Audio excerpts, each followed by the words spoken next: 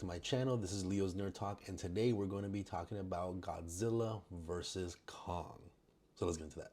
We have finally made it. We are on the last movie right before Godzilla x Kong, The New Empire, and I am super excited to talk about this movie and talk about Godzilla tomorrow, hopefully. But with that being said, let's go ahead and get into this movie. Now, starting off with the pros, I really enjoy kind of the setup of this movie because I completely forgot how this movie kind of went. I was just thinking, how are they gonna get, Kong off of Skull Island and all this kind of stuff? But it sets up in a really interesting way with this whole theory that they've been talking about for the past, 4 movies about the Hollow Earth, and there's a whole nother Earth down there with all the Titans and everything like that, and they're trying to transport Kong over there so he can go into Hollow Earth and find this power source to defeat Godzilla. And it's kind of funny how in all of these movies they've kind of portrayed Godzilla to be the good guy, and all of a sudden they want to make him the bad guy just because of certain things, and they don't want to think about any sort of outside sources that could be influencing this. They just kind of blame it all on Godzilla after he's saved the Earth a couple of times already. Which I thought that was kind of funny that they did a full 180 on Godzilla. But there's a certain point, of course, where you're kind of rooting for both of them because there is another looming threat that you're starting to see happen within Mecha Godzilla.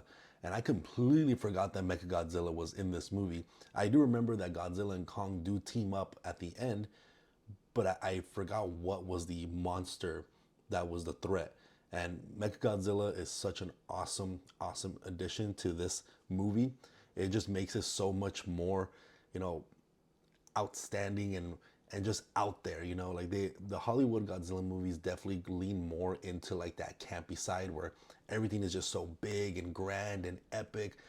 They have all these different portals and spaceships that don't even exist right now, and Mecha Godzilla and all these power sources and all this different kind of stuff that is just so crazy within this universe that it just makes for a super awesome movie. And one thing that was kind of funny, a lot of people were giving hate to the Godzilla x Kong trailer when they saw Godzilla running.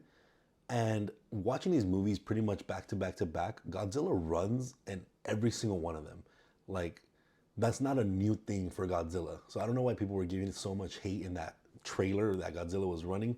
But nonetheless, I just wanted to bring that up because I thought that was kind of a funny little thing.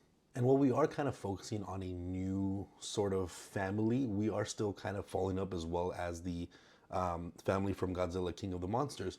So it kind of jumps back and forth between these people that are on the Kong side and trying to help him find home and his power source, and then you have this side from Monarch trying to figure out what's going on with Godzilla, how to stop him, and at the end they both end up colliding with Godzilla and Kong as well as Monarch and this kind of Kong facility, and they have to kind of work together in a sense to defeat this looming threat with Mechagodzilla. And this for sure is the most dazzling looking movie out of all of them, where I think Kong Skull Island is the most beautiful looking because of the scenery of the island and all the sunset shots and how they kind of frame the camera work. This one is just so much more dazzling because of the locations that they are. Everything is so neon and blue, pink, reds, and all this stuff, especially when the battle starts happening in Hong Kong. All the buildings are lit up with neon lights, and you have the atomic breath, you have Kong's axe and everything like that. So it's just very dazzling, and it just makes for epic fights because the fight sequences here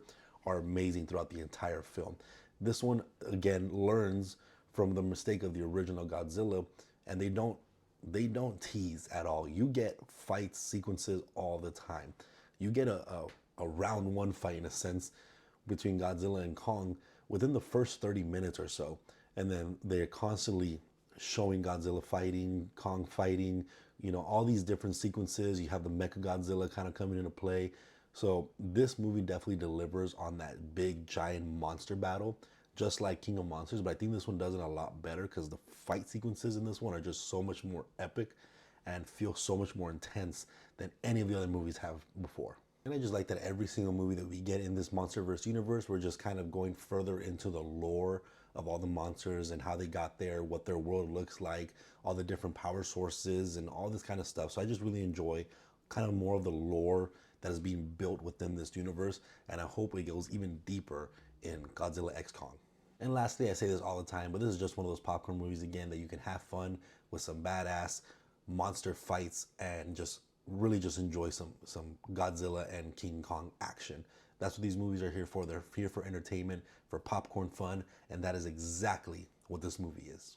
Now that being said, let's go ahead and get into the cons for me, and not much to nitpick here. I think this is probably one of the stronger of the MonsterVerse universe movies, but very similar to all the other ones. There's just so much convenience in the plot.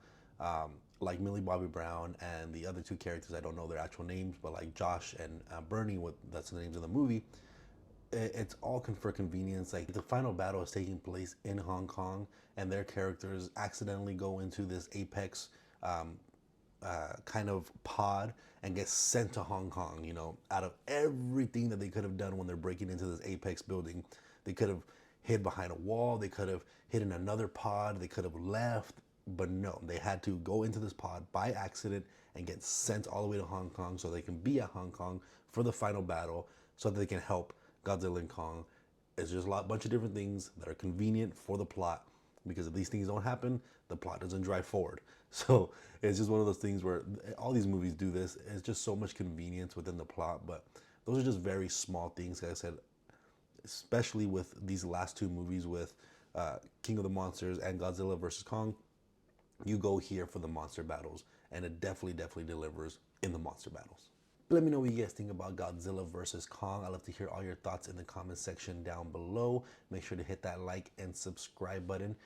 Make sure to join the Leo Nerd Talk family. I'd love to help this family grow and continue bringing out some awesome content for you guys. Let me know what you guys think about all my content. Check out the playlist of the MonsterVerse if you haven't seen all the other reviews of the MonsterVerse movies. And again, if you guys like talking about movies, TV shows, or video game related, make sure to hit that like and subscribe button. And I'll see you guys on the next review. Thank you.